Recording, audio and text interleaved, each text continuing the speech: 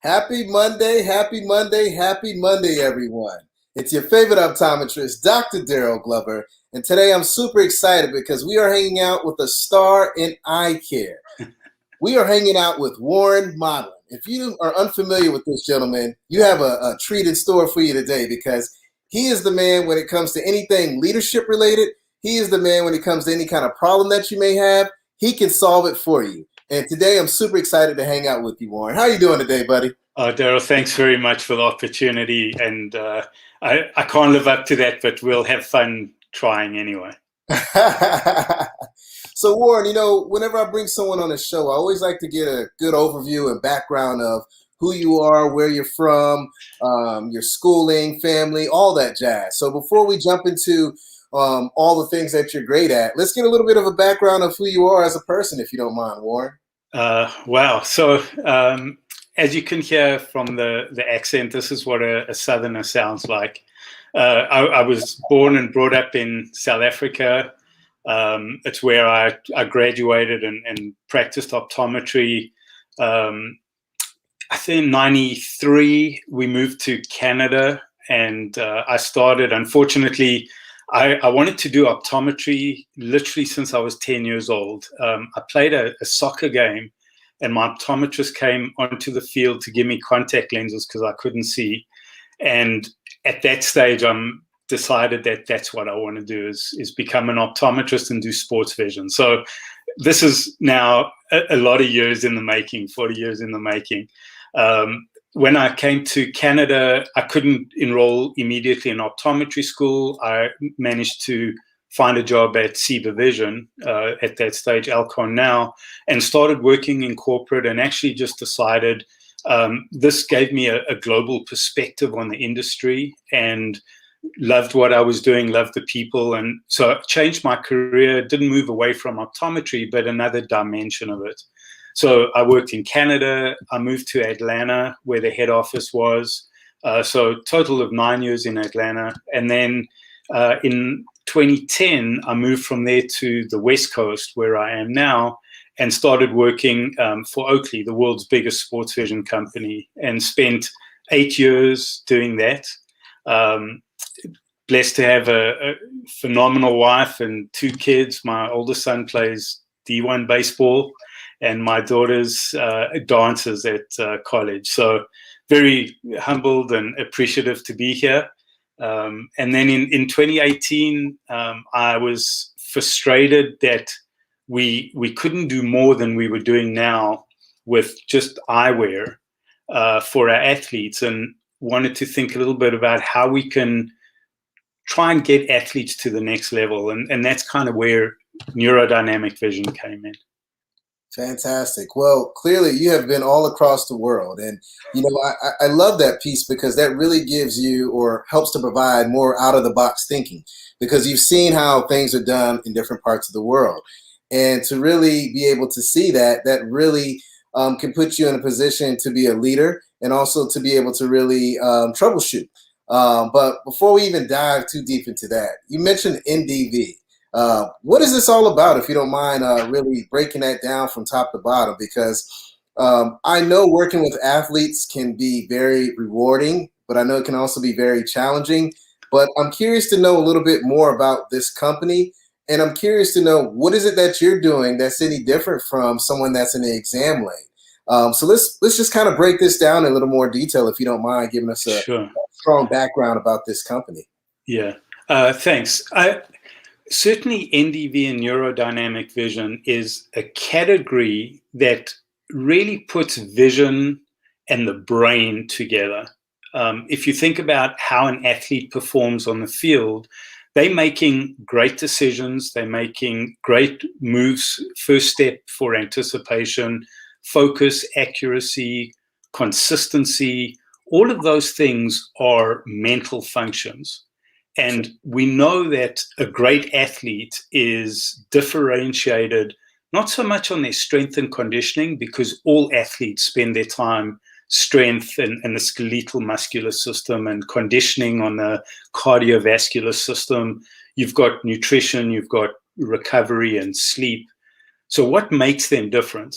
And what makes them different is the heads up. not so much the heads down. What makes them good is the heads down. I don't want to diminish that.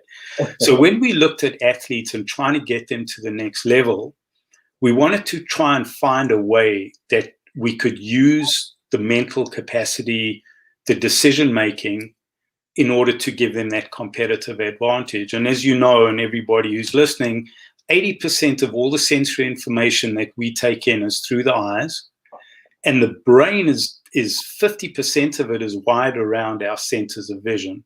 So it's such a powerful tool to improve the visual cognitive system is vision training.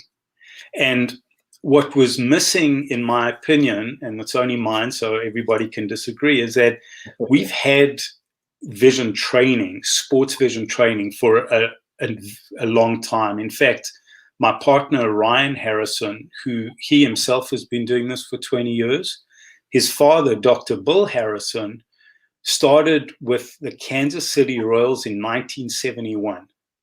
So it's an amazing amount of time, but we still haven't been able to break to the consumer's mindset. So if you think about Zumba or HIIT or CrossFit or Pilates, this the consumer stands. But every time we think about vision training, it seems to go into this black hole.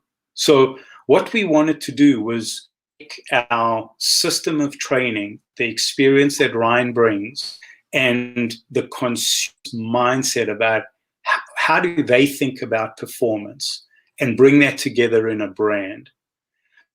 When we look at the sports vision pyramid, I always absolutely start visual health, right? We need the best acuity and the best visual health, and that's done with optometry. I wanted to stress that I think a black letter on a white background in a dark room for 20 minutes, using the standard of 20, which was given to us in 1862, terrible way to evaluate how humans perform. So what we want to be able to do is get this idea that visual performance is not only visual clarity, but visual processing. And how can we do that? So where we see a little difference, but the optometry lane is for ocular health and visual clarity. But please, beyond 2020. we had a top flight NFL quarterback, and his eyes were 2010 and 2015, and he was frustrated that the 2015 wasn't as good as the 2010. So their perception of what visual clarity is goes way beyond what we think is acceptable. So if we think about visual health, then we need vision protection, right? So vision protection is the right eyewear, the right contact lenses, the right safety protection for kids. And then where we see a big difference is, how do you train an athlete's visual skills in a meaningful way? It is very tough to train a 250-pound liker in the small, narrow confines of an office, especially in a clinical setting. So what we spend a lot of time doing in our performance center is training the athlete and not the pair of eyes. What works for the athlete? What sport are they doing? How do they perceive what they need and their shortcomings? And then, of course, we'll go to the sports-specific visual tactics. If you're a baseball player, are you at the point of release? Are you looking at it deep? If you're a quarterback, are you making your reads? How can we be very sports-specific? So optometry, the visual health, the clarity. Then you've got the protection of, or the, then visual training skills, and then tactics. And that's what I consider to NDV system, or the Neurodynamic Vision system, different from the traditional sports vision. Yeah, I love how you take more of a holistic approach, right? It's not just the basic way of doing things. And we've been doing that for who knows how long. And that has really taken away the importance and awareness of what can really take place in the exam room. I mean, when you're talking about these athletes, I'm thinking this should be for any person that walks through our doors, that we should actually give this holistic approach of patient care to, simply because we all live differently and we all need to customize the patient care to that person that's sitting in front of us. And to be able to really look at, the tools that they need, the protection, the clarity, how they process it, that can really help elevate someone's life and really change their life as well, regardless of their background. So I just want to say kudos in regards to that. And I think that's an approach that all of us as eye care professionals and just in general need to really take, because that is game changing. Absolutely. And in fact, although, we'll talk about sports vision and we love the elite athletes, I look at the elite athlete as a 12-year-old and upwards looking to get to the next level. It's not the professional. There's so few of them that it's, there's 8.5 million elite student athletes looking to get to the next level in the US. But let's just take our, what we know as our weekend warrior. But if you are 40 to 45 and you go in for an eye exam and the optometrist, bless their hearts, are offering reading glasses, and the person is looking at the script and go, well, I don't want to be old and I can still see. But if you think about neurodynamic vision and human performance, what you were talking about is that if we can have a conversation around, would you like to improve your performance using your 3 digital screens? It's a productivity conversation. It's not a vision conversation. Right. So if we can make you more productive, more effective, more efficient, would that be of interest to you? It's hard to say no. Yeah. And then all the way through to our older active community who are worried about cognitive decline, who are likely not getting enough strength, conditioning, and cognitive exercise.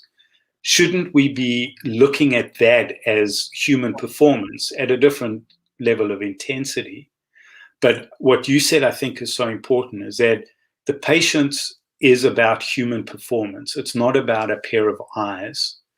And that starts at the brain. And if we looking for a different position for our officers, and in general, it's one of my frustrations. I think we shared that on your great Sunday afternoon chats on Clubhouse.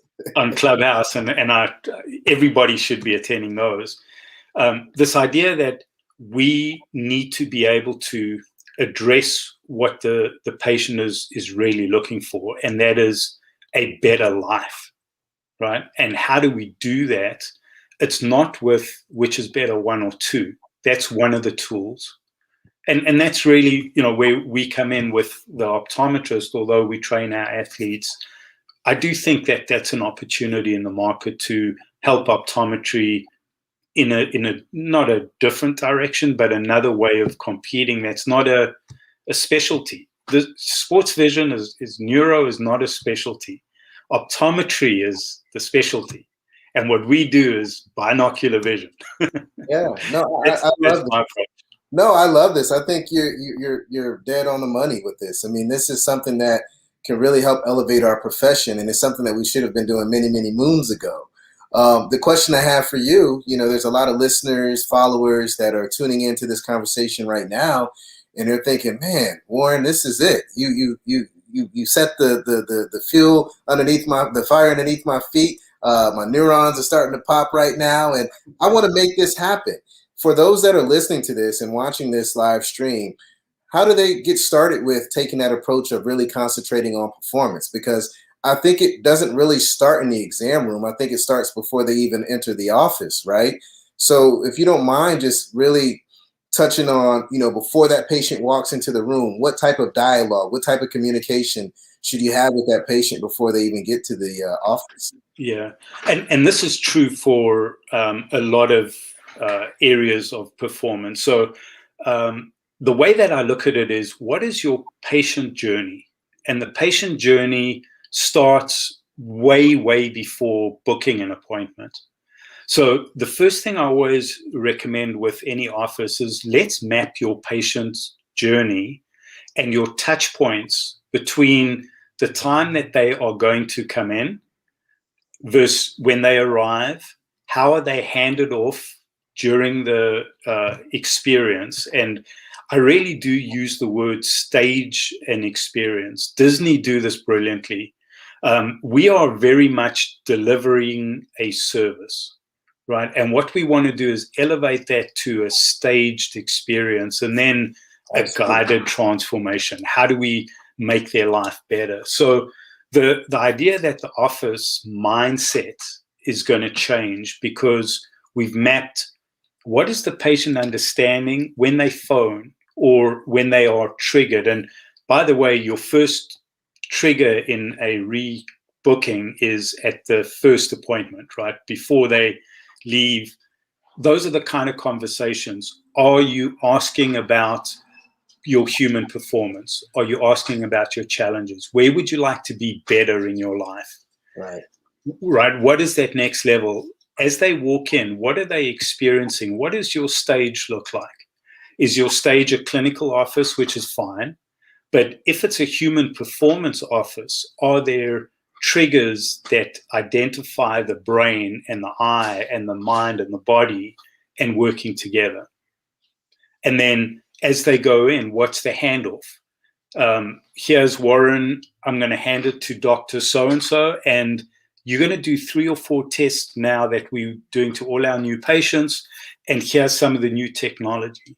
So has the office committed to a new technology approach? And there's some amazing pieces of technology now in the human performance space. I have no affiliation with anything, so I feel comfortable giving brands. But if you're looking at CogniView, or you're looking at NeuroLens, or you're looking at Synaptic or Right Eye, these are amazing technologies that start to measure brain performance and how the eyes and the brain work together. Not to discount visual performance. I don't want to diminish that, but it's not the way we work today. So all of those aspects, your patient questionnaire is not, are you playing sport? It's, how are you getting the best out of your life, and how can we make that better? So I know it's a general question rather than specifics, but I hope that paints a picture. And I encourage everybody to go to their favorite experience, Disney, a concert, any of your brands, and you'll see that the best brands no longer give you a service or deliver a service. They stage an experience. What does your practice smell like, taste like, feel like, look like, and what does it mean to touch? Yeah, I love it. And, when I'm seeing patients, and my technician will tell you, every patient that comes in, they're going to get the Darryl Glover experience. We're going to take it to the next level in that practice. And when they leave, they feel like they have all the solutions that they need to have that high level performance that they're seeking. So I'm with you 100% in regards to that. Now, I want to stay on this topic, but I want to circle back to a couple of weeks ago when myself, you, Tony Summer, we were having a conversation on Think Tank Wednesday. And you kind of mentioned this a little bit earlier, but we were touching on the importance of understanding, a transactional relationship, a relational relationship, and then you came in with saying that it needs to be more of a transformative relationship. And that word transformative is very key because that's what's going to really put together all the pieces of the puzzle. So if you don't mind just elaborating more in detail in regards to that, because I thought you really hit it home in regards to how you can make that complete picture, that complete experience, just go to the next level.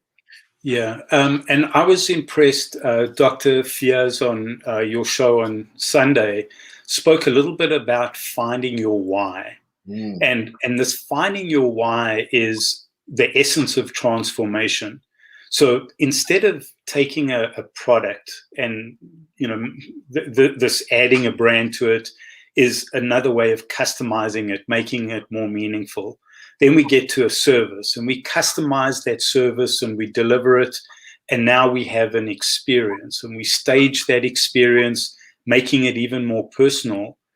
Then right at the top of this pyramid is, how can we make it so personal that I can guide you to a better place? And, one of the tools we use, it's a very simple tool. It's not mine, but if I'm going to do this little experiment with you, Dr. Glover. So if I had to ask you just simply, what do you do in your optometry office? If I just have to ask you, what do you do? How would you answer that question? I would basically say I help patients live their best lives. Okay, so let's start right at the top there, and that's a pretty high level. Normally, I give them glasses and contact lenses and stuff like that. But let's play around with your great answer. So you give them their best lives. So I'm going to ask you, why is that important? Why is it important that you give them their best lives? Well, for me, it's a combination of things. Number one, my vision in life is to create the state of happiness through the art of vision.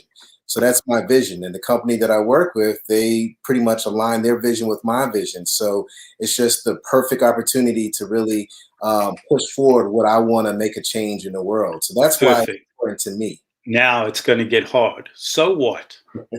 So what? And why is that important? Well, because I want to make sure that the patients are able to perform in whatever activities they have that may help them make some type of connection to their loved ones within their local communities or within their household. Okay, good. So what? Why is that important? Why is it important for your patients to contribute to their communities and their household? Because it's just the right thing to do. Okay, nice answer. So you got now one more. So what? So what? Because at the end of the day, it's going to create a happier and better place and more exciting world in general. Okay, beautiful. Great answer. So we worked very quickly, and this is not a quick exercise. We worked from that you deliver happiness to your patients to, in fact, what you do is you create a better community for them and therefore the world. That is a big idea. That why is a great example of how you transform your service. You no longer are transacting because you are, giving your patients the best eye care and they happy and they feeling good, and you are delivering a community. You are upgrading and lifting up the community. That's a big deal. Now, how would your office change if that was what you did every day? Now, not your office, but a lot of offices, right? Is how can we get to that next level of understanding? And that's ultimately what this idea of the why is. The top of the transformation is we need to get beyond the brand and the lens. Not that it's not important, but that's what we do. It's not who we are. Right. Right. Who we are is upgrading, in your case, particularly, and this is office by office. How do we get to that big why? And that's the transformation that I'm looking at. So for our athletes, they might be interested in improving their batting average, but in the end, to be a consistent athlete so they can deliver a lifetime of support for their family, that's a big deal. Now I'm motivated to train and understand why this is so important. Yeah. So hopefully that's a little bit of a practical tool of how you get from what we do to why we do that. And that's what transformation means, at least in my eyes. No, I love it, and it makes perfect sense. And I'm glad I was able to give some somewhat good answers to you. Oh, great answers. Great answers. But with all of this, Warren, I mean, going from understand transactional to relational to really transformative. I mean, this is why the industry looks at you as a leader. I would love for you to just dive a little bit in the importance of leadership and how you develop your leadership skills. Because when I look at your reviews on LinkedIn or recommendations, everyone is just raving about your ability to be a leader and then also your ability to solve problems. Before we jump into that solve problem portion, I would love for you just to talk about the importance of leadership and how you were able to gain your leadership abilities over time. Well, there's a lot of things, but I think at the top of that pyramid, and Tony is online, so I'm going to give Tony some props. Surrounding yourself with great people, and I think he spoke about that on your show earlier. Is you are maybe the cliche or the quote is you are some of your 5 closest people, and surrounding yourself with great people. So I've had tremendous leadership mentors. Tony is one of them. Deb Balkin, who's going to be president of the OWA, and the leadership around who I've used as examples, and that's definitely a leadership experience that I've taken to heart. I do a lot of reading. People who are much smarter than me have written amazing stuff, and I encourage everybody to. You don't have to take everything, but the one book that really stuck with me in my leadership was a very short book by I'm going to say Don Schuler, and it was called I'm going to probably forget this, Little Book of Coaching. And Ken Blanchard and Don Schuler wrote this, and it comes down to a leader lights a fire inside somebody, Yes. not underneath them, right? A boss, a manager lights a fire underneath you. You need to light something inside of you. And the way I've always led is through what I use this acronym COACH. So the C is conviction driven, right? Do you have values that are unwavering? And do people know them? Do you do the basics perfectly and overtrain your basics? If you have a look at Audible, your A is Audible ready. Can you change, and have you practiced the things you're going to change? You can't come up to the line, call an Audible, and not have practiced that route, right? So your COA, and then you've got consistency. Can you be there the same way every single time? Nice. And people can rely on you. And then honesty, right? This authentic person is something that people will react to. So that's kind of my summary of my leadership style based on great examples and feedback. And there's obviously a lot of other stuff, but those are the things that strike me as being the most important.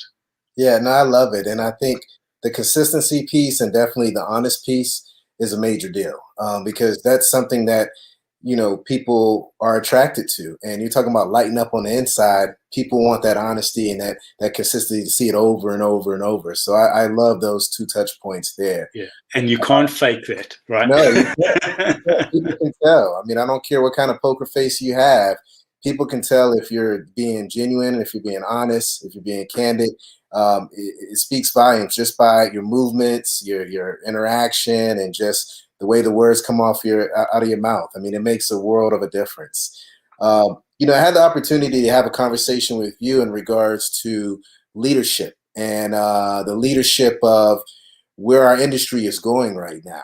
And I would love to really dive deep into that and deconstruct that, because I feel like right now in optometry, we're in a place where we need some new leadership, where we need to see some changes, where we need to really understand that we're at a point where there's disruptive technology out there that we need to utilize to take it to the next level, and that we need to really understand the importance of performance and change how we do things in the exam lane. So I would love to just really, kind of bounce back and forth, with some type of dialogue in regards to where do you see leadership needs to go to really take eye care to the next level? As usual, great questions. I think our industry at the top level doesn't change a lot, but I feel particularly, it's why I started NDV, I do feel that we are at a new inflection point in our, not only in our industry, but just in the world in general. There's so much happening. So the things that I look at, our demographic has changed. People call it changing. It's changed. We've got a new younger demographic that's coming in, predominantly women, and the leadership style, the influence is directly affecting the way, in a very positive way, the way our industry is moving. So recognizing that from not just the words, but from top down and bottom up, I think is a very interesting way, and it should profoundly affect the way we sell, the way we buy, the way we connect. If you add that change to the something I know is close to your heart, but our industry doesn't really reflect the diversity of the population. And that's another area where I've seen a lot of positive change, but maybe not at the speed that it needs to happen. And that's at the school level. And it's an area that I'm not an expert in, but I know something that is dramatic and has got to be reflected in our industry leadership. The idea that technology is profoundly changing and will change in the future the way things happen. Another good friend of mine, Bart Foster at Sanitas, quotes Elon Musk saying, what is the future? The future is, what is today? It's the future that's been accelerated. What is the inevitable that's going to happen, and how can you accelerate that? So let's look out, and you see technology, the AI, and the accuracy of doing refraction is going to be what we do now, which is better 1 or 2. And I don't want to diminish the nuances of that. Right. But technology is going to be able to help us. And can we use the technology to help us instead of make us irrelevant? And which is another passion of mine, why I think the brain is such a super interesting place to go, because however difficult it is to mimic an eye exam, it's almost impossible to do that with binocular vision in the brain. So I think it gives us a bigger runway. And then interesting things, cool things like VR or AR or extended reality, XR, and how's that going to change what a headset looks like, and how do you work, virtual distance and convergence into all of those things. I think, again, it reflects, in my opinion, where the brain is, and how optometry, if we think about it as a subspecialty of neuro, subspecialty of dry eye, we've got to step back and look at the patient and the human performance side of it. And myopia management is another great example of, you don't have a refraction anymore, a -2 in your chair at 10 years old. Right. You now have a lifetime of patient care. And what are we doing right from 10 years old? Education, discussion, and is that reflected now in our profession, right? The answer is, this is not people related, it's systematic related. And are we having our conferences that are focused on product? Maybe it should be on these skills that you're trying to, focus on, leadership skills and innovation. And how do you think about innovation? And what do you do with innovation? What do you do with a way a practice is going to change and work as a team? Right. Those are the things that I think are critical, softer skills, because we've got our hard skills. Right. Like, how do you bring that and how do you craft that into the next generation of leaders? Yeah, no, I love it. And the one thing that really sticks out to me with everything that you stated is just that word diversity, right? I mean, we have to realize that the industry has changed. It's more diverse, whether you're looking at, who's in the industry. You mentioned women earlier. We need more women leaders. There's no doubt about it. They need to be in those positions to make those decisions and help make us better.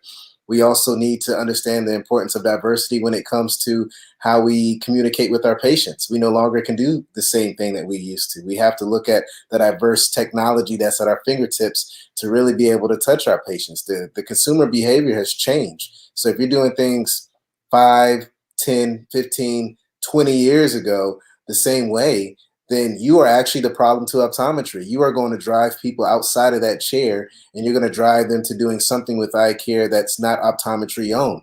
So we have to understand that diversity of the technology that's at our fingertips, we need to own and take full advantage of it.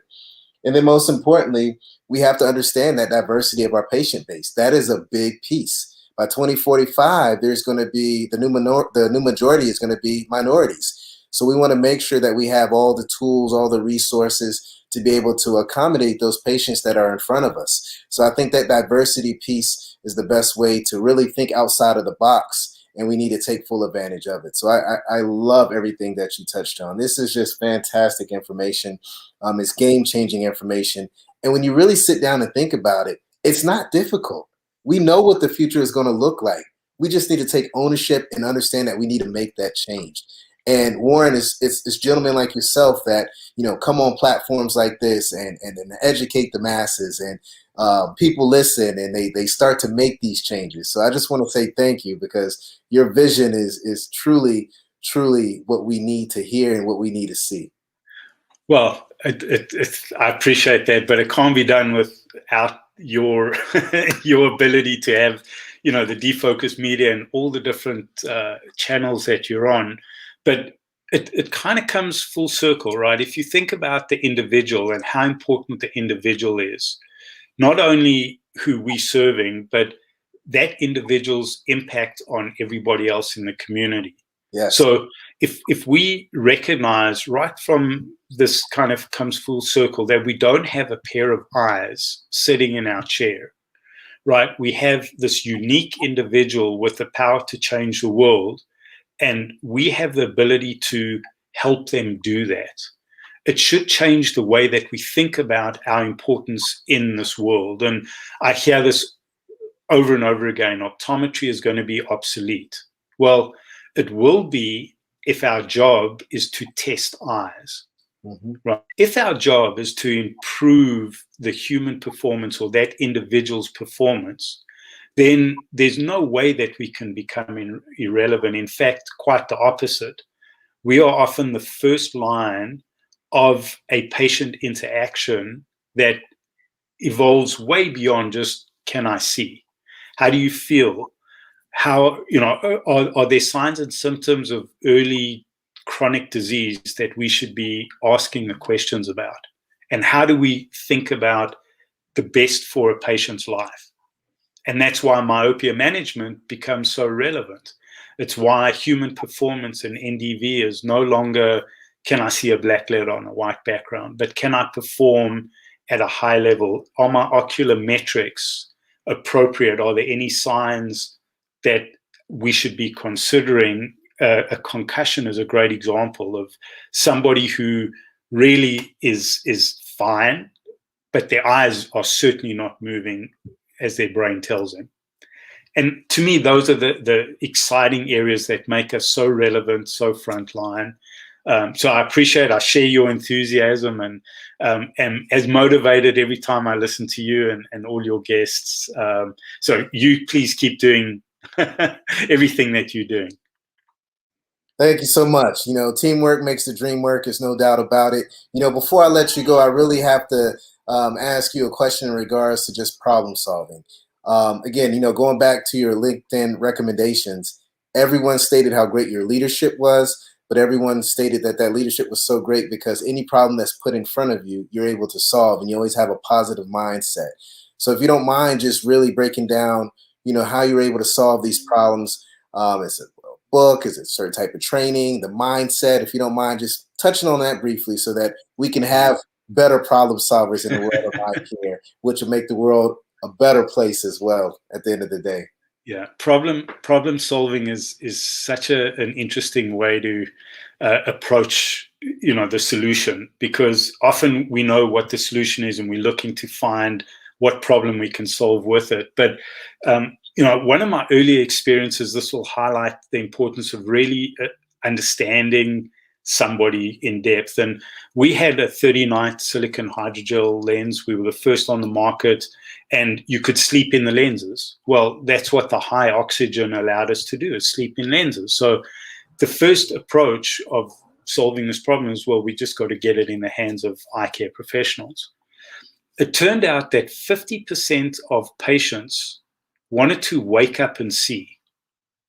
There's no value in sleeping in lenses. The technology said we could sleep in lenses. The problem was a -6 waking up in a foreign place, not being able to see.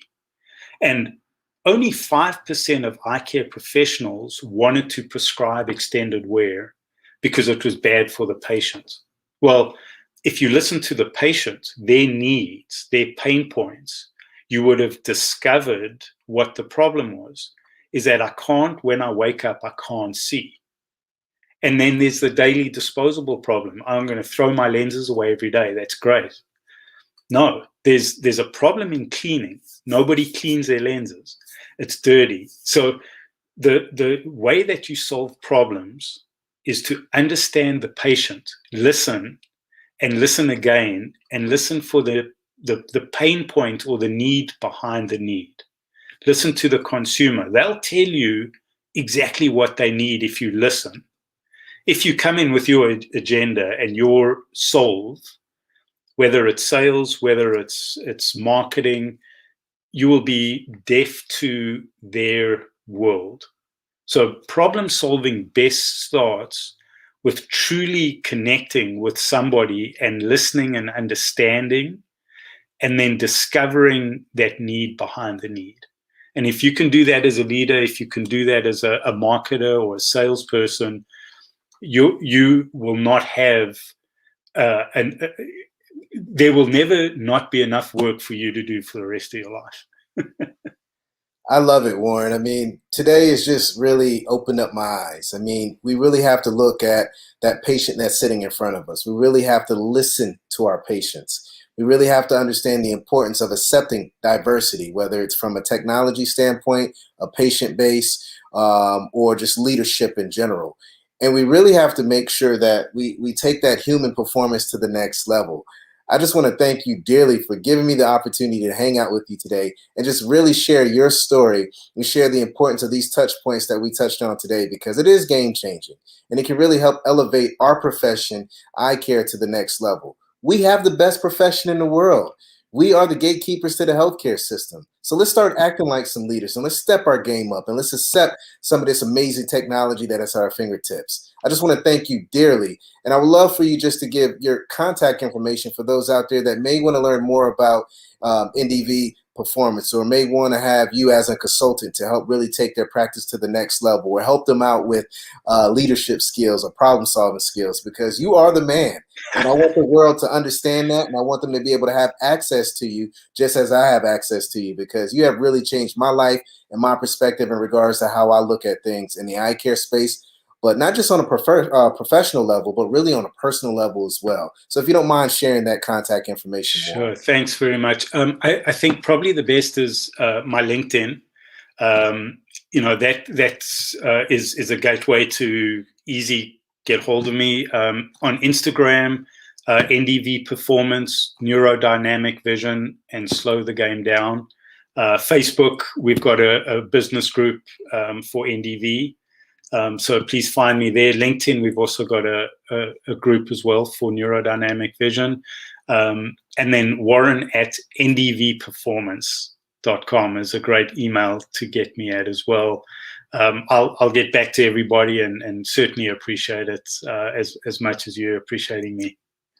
Well, this has been fantastic. My dream cast or colleagues to bring on would be you and Tony Summer. I want to have both of you guys. Let's do that. At one time. I'm pretty sure I would not say a word. I'll just kind of go back and forth listening to you two gentlemen. You guys are truly elevating our profession, and I appreciate your leadership. Thanks again, Warren. It's your favorite optometrist, Dr. Darryl Glover. You guys stay healthy, stay positive, stay blessed. And again, thank you, Warren. Peace, you guys. Until next time. Thank you.